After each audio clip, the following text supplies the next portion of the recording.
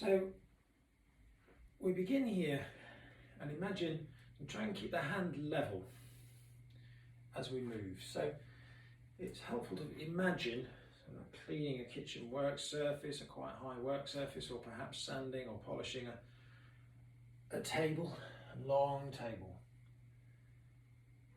So there's a bend of the elbow here, and this point, and then it pushes naturally straight. And the important thing here is to allow the body to move. Try to ensure that it's not just a straight movement and that you're not locked up and rigid in the spine here.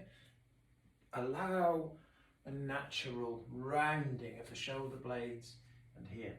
It may be that you've been instructed by me to emphasize a particular aspect of this, perhaps the shoulder blade coming around and pushing across. It may be that I want the side bend a little bit more and you to reach here. It may be that I want the rounding here and a curvature in the mid back here in the thoracic spine.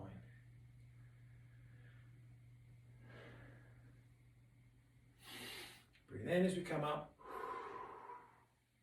Exhale as we go up. And don't always think stretch, just think move. Repeated movements.